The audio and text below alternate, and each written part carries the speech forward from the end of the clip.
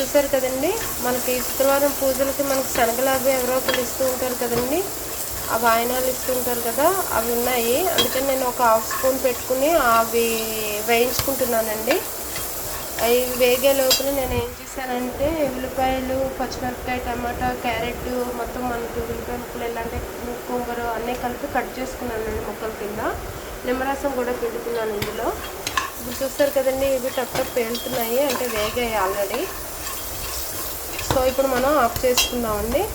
Of చేసుకున్న oil ఉంది కదండి, కొంచెం మనకి ఆయిల్ అస్సలు తీసుకోదు ఇది. సో ఉన్న ఆయిల్ మనం రిమూవ్ చేసుకుందాము. చేసుకుని ఉప్పు కారం వేసుకుందామండి అందులో. చూసారు కదండి, ఉప్పు కారం వేసాను. మనం కలిపేసుకుందాము ఇప్పుడు బాగాను.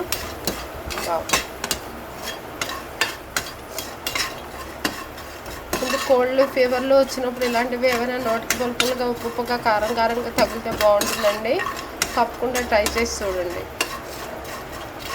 ఇప్పుడు కప్లోకి తీసుకుని వెజిటేబుల్స్ ఉన్నాయి కదండి, అవి యాడ్ చేసుకుని కలుపుకుని తినేయడమేనండి. చూస్తారు కదా, ఎమ్మీ. ఇలా తినేవాళ్ళు ఇలా కూడా తినచ్చు. యాక్చువల్గా అయితే మనం ఉడకబెట్టుకుని కూడా తినచ్చు. ఉడకబెట్టుకుని ఉప్పు వేసుకుని అందులో వెజిటేబుల్స్ కట్ చేసుకుని నిమ్మరసం అది పిండుకొని, ఇదొక స్టైల్ అండి, అదొక రకము. రేపు ఎప్పుడో ఆ రకం కూడా చేసుకుందాము. Thank you for watching. తప్పకుండా ట్రై చేయండి, లైక్ చేయండి. చూసారు కదండి, వెజిటేబుల్స్ కూడా యాడ్ చేసుకున్నాను, నిమ్మరసం పిండుకుని. చాలా కలర్ఫుల్గా ఉందండి, చాలా టేస్టీగా కూడా ఉంటుంది. తప్పకుండా ట్రై చేయండి. Okay, thank you for watching. Like చేయడం మాత్రం మర్చిపోకండి. చూసారు కదా, Emmy Sanagala salad ready. Thank you.